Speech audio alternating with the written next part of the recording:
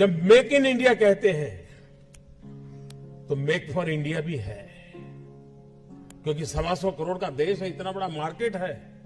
लेकिन स्टार्टअप का मतलब ये तो नहीं है कि हर किसी के पास $1 बिलियन का काम हो रहा है और 2000 लोग काम करें, जरूरी नहीं है। 5 लोगों को भी अगर मैं रोजगार देता हूं तो मेरा स्टार्टअप मेरे देश को आगे बढ़ा रहा है।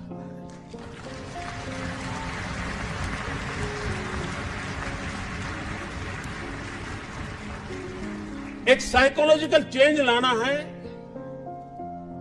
कि यूथ के दिमाग में जॉब सीकर की मानसिकता से उसको बाहर लाना है, वो जॉब क्रिएटर बने।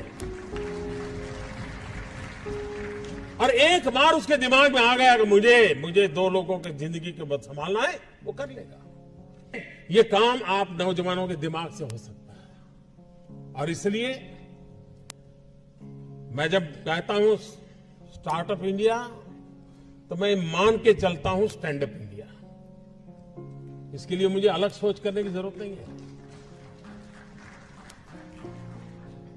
जिस देश के पास 800 मिलियन 35 से कम आयु के नौजवान हो, जिस देश के नौजवानों के पास टैलेंट हो, हाथ में हुनर हो, अपरंपार सपने हो और पूरी दुनिया में अवकाश ही अवकाश हो, क्या नहीं हो सकता है।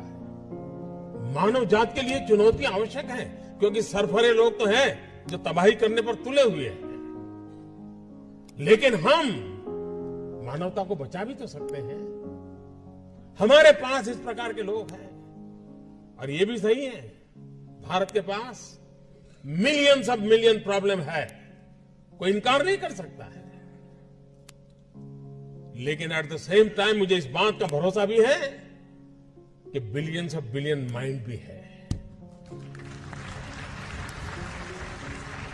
अगर मिलियन प्रॉब्लम है तो बिलियन माइंड भी तो हमारे देश में है। हर स्टार्टअप के पीछे कोई न कोई समस्या के समाधान का इरादा रहना चाहिए।